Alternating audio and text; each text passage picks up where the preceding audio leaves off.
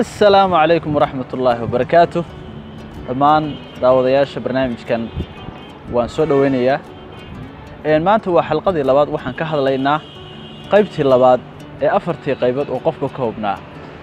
xalqadii koowaad waxaan kaga hadalnay aqliga iyo qofka sidoo aqligiisa uu u ballaarin karo. waxaana ciwaan ka dhiganay oo aan si weyn uga hadalnay faa'iidada akhriska. xalqada maanta waxaan ka hadlaynaa jirka iyo qofka sidoo jirkiisa u ilaalin lahaa, caafimaadkiisa u ilaalin lahaa, cunadiisa u ilaalin lahaa, hurdadiisa u ilaalin lahaa. waxaanu ka bilaabaynaa qofku waxa ugu muhiimsan oo caafimaadku ku tiirsan yahay waxa weeye cunada. saxaabiga weynaa ee Umar bin Khattab radiyallahu anhu ayaa waxa la yiri dhakhtar ha lagu qabto. markaas wuxuu yiri uma baahna dhakhtar, waayo anagu waxaan nahay dad aanan waxba cunin ilaa ay gaajoodaan. haddii aan wax cunana ma dheragno.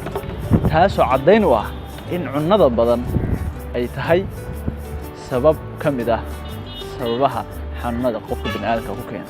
waxaan ka hadlaynaa cunooyinka muhiimka ah jirkiisa ku ilaaliyo, maaragtay cunooyinka nafaqada leh, cunooyinka noocyada la cunay iyo noocyada aan la cunin, xilliyada wax la cunay xilliyada aan waxba la cunin. marka koowaad qofku waa inuu cunaa cunno fudud, yacni qofku waa inuu calooshiisa u soo buuxin. nabigu sallallahu alayhi wasallam waa tuu yiri qofka calooshiisa waa saddex qayb, waa cunno, qaybna waa biyo, qaybna waa neefsi. haddii marka aad halkaa cunadii keentid adoo dhan aad cabursan tahay, dee xanuun baad isu keenaysaa. jirkaagii culays iyo dhibaato iyo cayil iyo dhibaato ku keenaysaa. marka koowaad qofku waa inuu cunaa cunno maaragtay yar uusan cunada isku badin. labo, qofku waa inuu cunaa cunooyinka nafaqada leh, waa inuu cunaa cunooyinka maaragtay dhulka ka baxa. waxaa la yiraahdaa dadka adduunka ugu caafimaadka badan waa dadka cuna waxa ay beertaan. sidoo kale xataa hilibka ay cunaan xoolaha laga qalo oo hilibkaas laga keeno waxay daaqaan dhul ay beertaan. warka kooban waxa weeye dadkaasu wax ay beerteen oo ay dhaqdeen bay cunaan. sidoo kale yani ma cunaan cunooyinkan la soo dhoofiyo.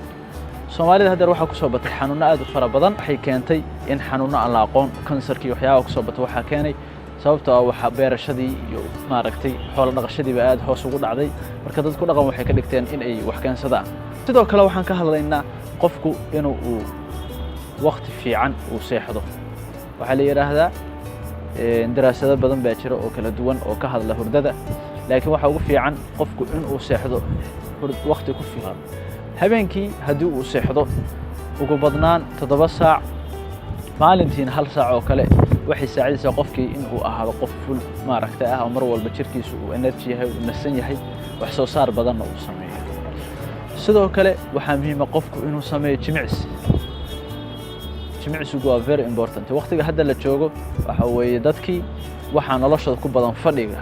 marka waxaa waajib ah qofku hadduu heli karo inuu orod sameeyo maalintii, jaanis hadduu heli karo inuu ordo.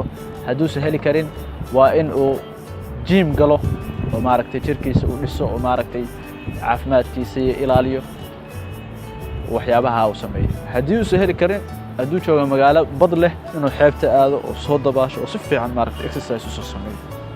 jirkiisa uu maaragtay jimciyo oo murqihiisa nooleeyo, activity-giisa uu badiyo.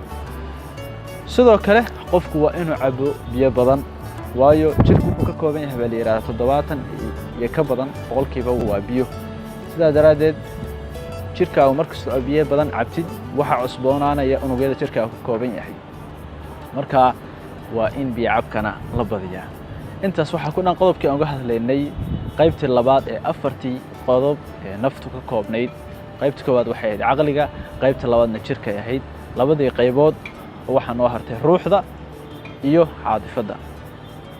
la socod wanaagsan. Assalaamu calaykum waraxmatullaahi wabarakaatuh.